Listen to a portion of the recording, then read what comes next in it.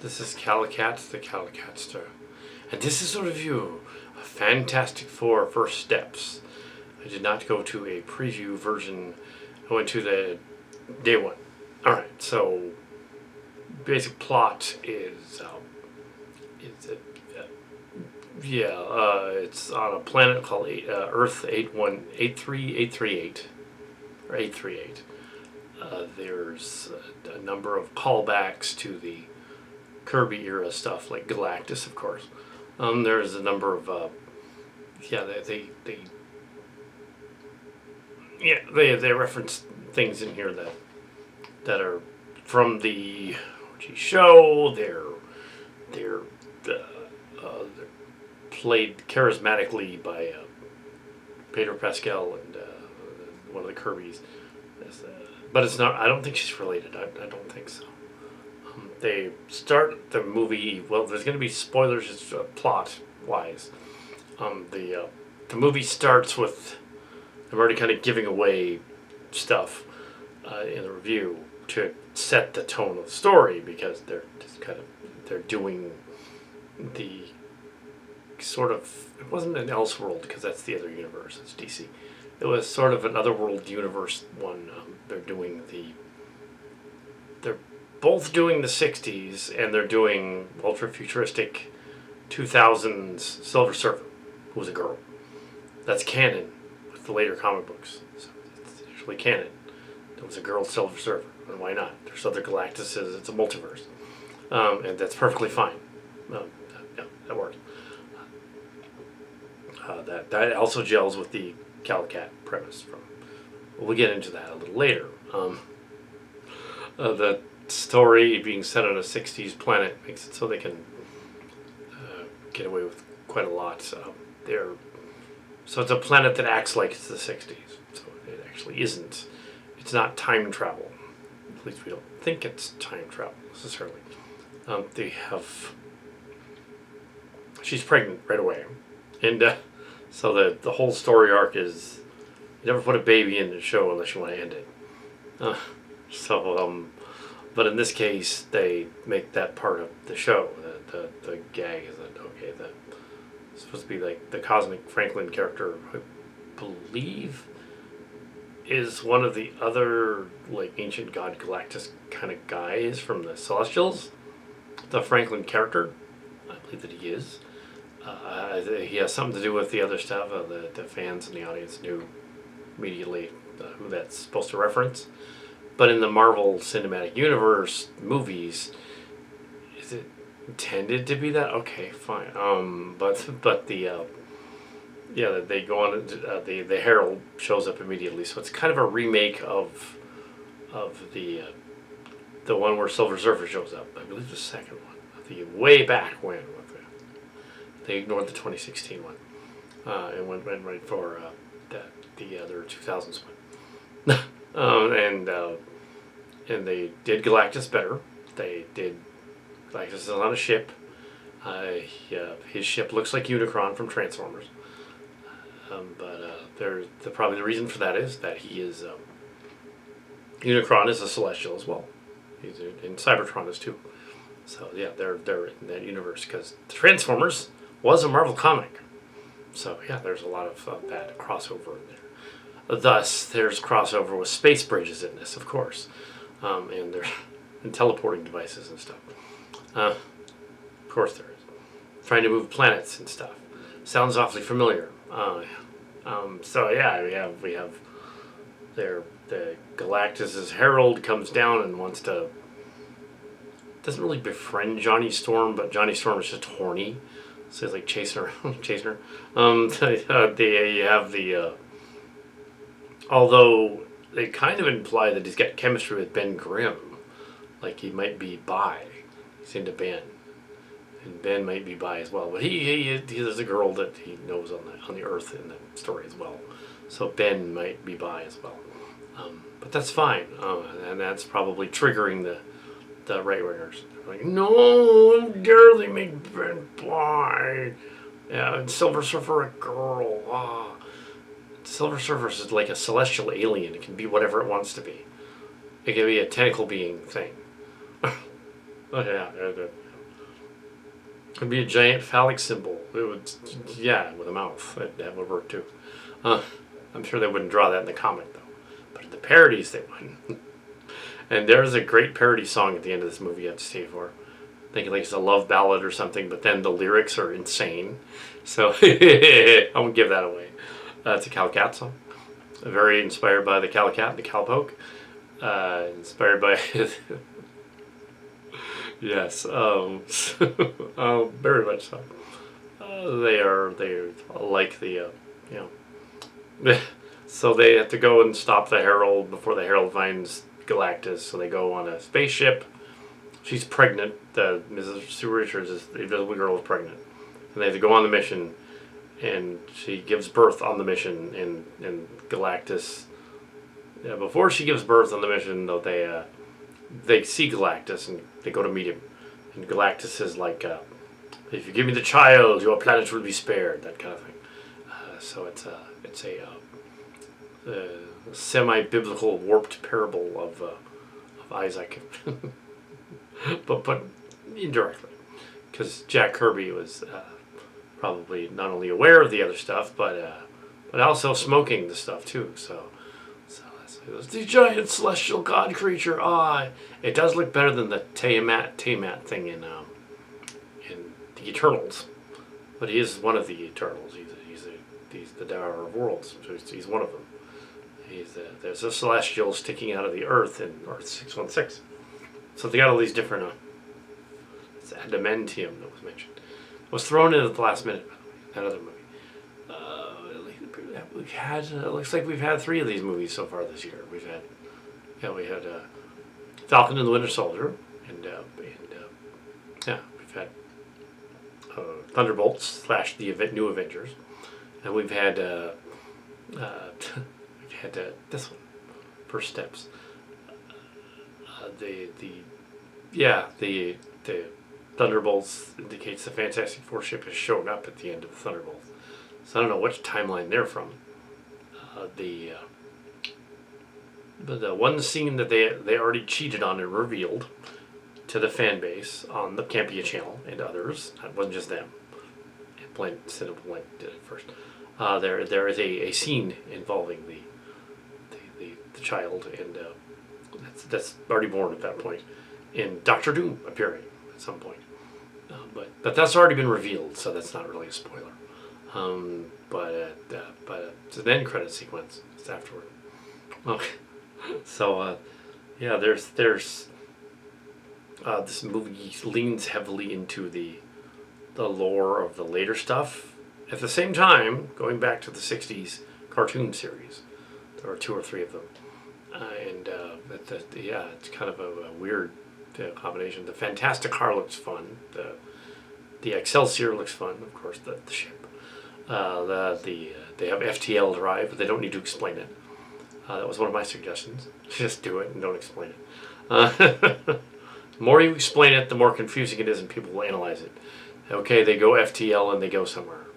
There, they just have that ability because fantasy. Why not? She turns into an invisible lady. I liked the invisibility effect. It was different from the other ones because they've been paying attention to Kyle Hill's channel as well, and they were all, well, if she's actually completely invisible, she wouldn't be able to see at all. So what it is, it's more like a cloaking device, like a shield around her. So inside the cloaking device, she can see around it. Yeah, so they fixed that. Okay. So you get to see her inside it. She doesn't totally disappear, but only for a couple of scenes. And when she did, she'd have to knock over stuff because she couldn't actually see where she's going. They appear to be indestructible to the vacuum of space. The Thing appears to be able to grow a beard, which is funny. I think that's a reference to the comics. I thought Jeffrey Combs was in it, but he wasn't. Somebody else playing the Mole-Man. But yeah. The person next to me, though, that's not Jeffrey Combs. Somebody else. But yeah, there was a packed audience, I guess, more or less excited about it. Half the theater on a Friday, but it was during the day on a Friday, so really make some money. It's more fun than Thunderbolts. Thunderbolts was trying very hard to be fun. It's the Brave New World. That was the other one. Oh, it's not fun. Yeah, so it's returning to form by using the formulaic idea of, okay, we're just going to set this in the 60s on a 60s like retro planet. And yeah, because, yeah, 3 years ago, guess who thought of that? Also, a couple of years ago, I did, also a couple of years ago, there was the Transformers Legacy, about a year ago, I guess, a little over a year ago. And in Transformers Legacy, the Autobots have to move the Wrath planet. That looks kind of like Unicron. Acts kind of like him. He's his brother. It has to move the Wrath planet. So they're going to move a planet. So they're trying to move a planet in this one because they heard about that. So they're going to try to move the Earth with the teleport. So they kind of reference all Transformers Mush Legacy. Okay. Even though it's like, they don't need to reference that. They didn't need to do that. Yeah. They did not do. They referenced everything. They did not do Squirrel Girl at the end.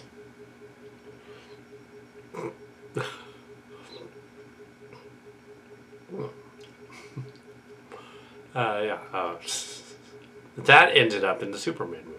Superman saves the squirrel. Even though Squirrel Girl is not DC, it's Marvel. A little weird crossovers. Like over at the Star Trek show, they should hire John Martin, who plays Mark Scarlett. They should hire us at Marvel as well.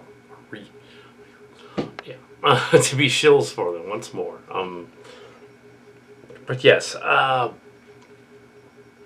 ultimately a very, very, very fun movie, and it seems kind of self-aggrandizing. Even though I wasn't involved in the production, that premise that I thought of a couple of years ago ended up being the premise they used, which is weird, but fun, sure. And it wasn't going to be anything like that episode where they're all guessing, oh, Reed Richards will just be the Reed Richards in that other Earth timeline with the witch and all that. But they killed him in that one. Can't be him. It's got to be a different guy.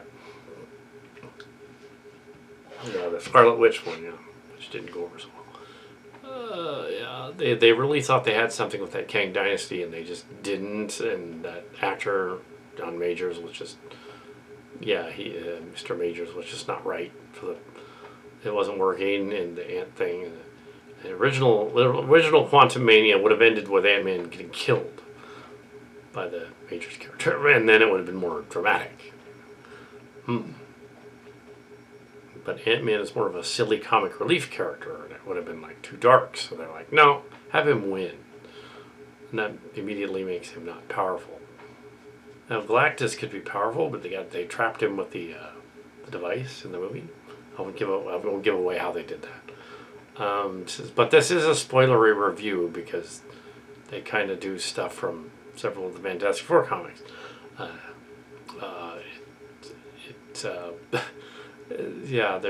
There's a cute Kal Kat gag with a baby car seat. That's later though. It's almost like a afterthought. They didn't need to do that.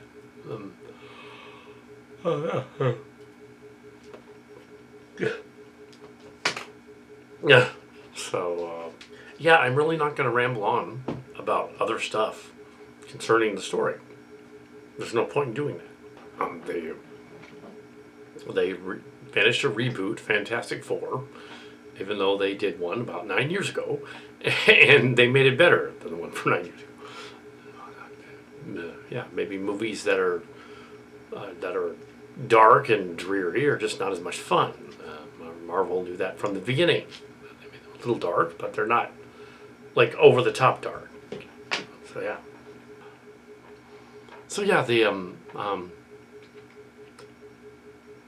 Spoilerly run through. I liked it. It was fine. That song at the end is hilarious. And yes, Quest to Move Planets and Legacy of the Zorlords were used kind of as the template for this story, with their saying like, okay, we're just gonna like do the moving planets thing, but stop it halfway through and do something else. Yeah, that's Legacy of the Zorlords. That's the plot of one of my Transformers things. They just used it, but I told them they could use it, so we actually get paid for some of this stuff. But no, yeah. So they were coming up with this during the writer's strike, and they just didn't know it. No. Yeah, that stuff was this earlier. Yeah. I don't know if it was around the same time or if the script was actually earlier, but we're on the same wavelength, let's say, just to avoid any legal issues concerning copyright. I don't mind if they did that. That's fine. That's fine. So yeah. Yeah. So that's fine. And it worked. The song's in there. It's probably the most Kal Kat Marvel movie they've done in some time. Not since Guardians of the Galaxy, which was also very Kal Kat. The original it's that quirky. And they had the trouble with binary stars and a planet in between, and that one, just like they did on a later Star Trek episode this season on Stranger Worlds. Binary stars that close to a planet, they're going to destroy the stars and the planet. But oh well, there's a black hole singularity thing in there too. But they do say that they're not going to get sucked into it, and like they do say that they would get destroyed. Hold them back somehow. The technology they use to find other planets is they use a spectroscopy kind of thing, speckle interferometry kind of, which they apparently have in that universe. And they can see other planets in other parts of the galaxy on their like old-looking diorama TV and Motorola TV screens, which is cute. Cathode tube TV screen. It's interesting. Yeah. And they have cassette tape things that they put in the Robbie, the robot.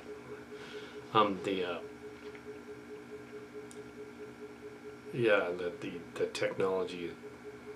It works for what it is. It works, and even though there is a baby in it, it works in the context of the story. It's not like they're saying, "Oh, we've run out of ideas, so we're going to have somebody have a baby." It was more like, we wrote that into the story, so it's basically the parody of Baby's Day Out crossed with the Kal Kat parody crossed with like a giant Transformer kaiju thing walking around shooting at people, side beams. Yeah, it's like it's insane. It's nuts. So it works because it's not it's like, okay, nobody's actually gonna jeopardize the baby, but maybe they want to because the planet thinks that by that Thanos thing is like, yeah, we want you to give up the baby to not Thanos, Galactus, because then the Earth gets mad at them because they don't want to just give the baby to the bad guy. And occur to them, they put a decoy up or something, and he has the power cosmic. Ooh, the cosmic power. The power cosmic. They called it that. They actually called it that in the movie. That was awesome. And if it is supposed to be that the other Herald character, other guy, then eventually it goes back in time in the space thing and becomes the other Celestial, then that makes sense. Actually does. I'm forgetting the name of the guy. It's not Adam Warlock. It's someone else. Yeah, there's this guy, Franklin, who does travel through the space-time cosmic thing. It's in there. It's a very strange story. It's Eternal Celestials are kind of hinting at that. I mean, they have the guy Galactus in it. And they did Galactus right this time. It wasn't just a cloud. He's on a ship. It's a big giant robot thing. He doesn't technically need a ship, but yeah. You say he's billions of years old at one point because they're referencing Carta. Yeah. Of course they're referencing Carta. Of course they're referencing Transtech everywhere too. Yeah. Clearly someone is a fan. I want to get more subscribers to my channel because somebody at Marvel is a fan of my channel and keeps saying stuff. Send some people our to subscribe to us. But yeah, our reviews channel. That'd be nice to have some more subscribers again. Yeah. So. Anyway, so yeah, I enjoyed it. It was fun. I didn't see Superman twice. I don't know if I'll see this twice or not. I don't know. Well, it's fine. It's fine. It works. Yeah, it was fun. It was. They didn't need to explain. The characters were well done. Pedro Pascal was an okay. Richards probably should have been someone else, but he was fine. Sue Storm one was fine. The Torch one was on point. The Ben Grimm one was on point. Yeah, so there was nothing really. At one point, they lift up the VW Bug from the Napolitanos across the street. They lifted up and they put it on the ground. It was the same. It wasn't the same car. It just looked similar. Light blue Volkswagen. That's the car they used to have across the street. We had a red one and a yellow one, but they had a blue one. It's not the same car. Not like in Space Cop when they got a hold of our old Crown Vic and used it in the movie. But yeah, it's the space car. The space car. Not really. It was just another one that looked exactly like it in every detail. Right down to the license plates. You know. But yeah. But like this story was not really Transformers Legacy, but certainly kind of hinted it was.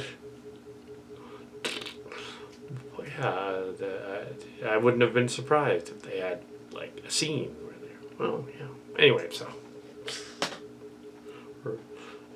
they mentioned Unicron. Oh, I am Unicron. It's not Unicron. It just looks like it. From the Beast Planet one, yeah.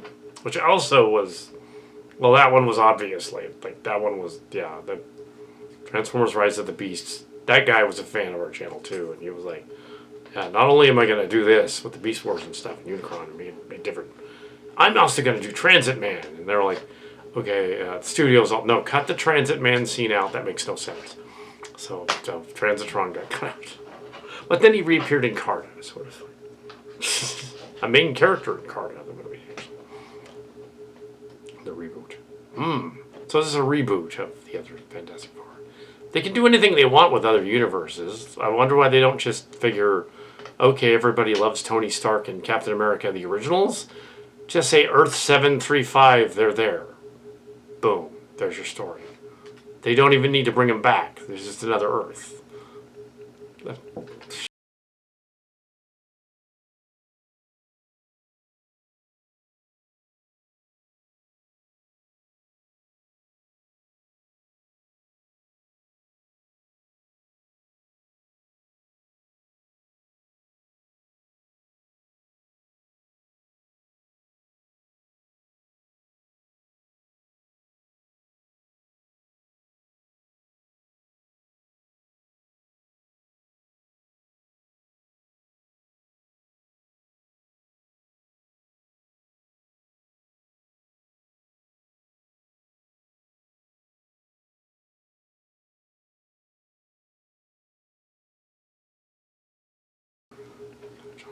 They could have just recast him. They could recast T'Challa too, but they're not going to recast T'Challa as that other dude from the Idris Elba or something. That makes no sense. He's younger than Idris Elba. It wouldn't make any sense at all. Until no, they're not doing that. But yeah, I'm assuming the Deadpool one kind of set up Battle World there a little bit, that realm thing. Which also is Carta. But the reason it is we were Marvel and Transformers fans. That's the reason it is. Go back to the 80s. Yeah, so it's perfectly reasonable to have that. Anyway. Anyway, a bunch of ramblings about stuff they could have done where I was on the same wavelength, but there was no actual meeting with them. It was just that they were on the same planet and the same wavelength, and they're like, oh, yeah. The Silver Surfer. Although the original Kal Kat premise wasn't going to have the Silver Surfer in it yet.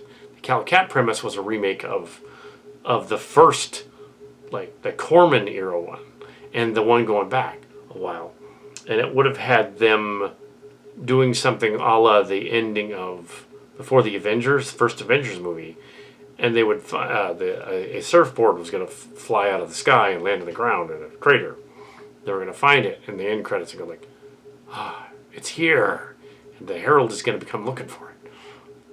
Yeah. That was going to be the setup for the sequel, of course. It's going to come. They're going to bring Galactus. And Galactus would have been the main bad guy in Avengers, yeah, Galactus or whatever, Infinity finale or. But they didn't do that. They didn't want to do that. The Squirrel Girl idea, though, they did like that. But I'm saving that for later.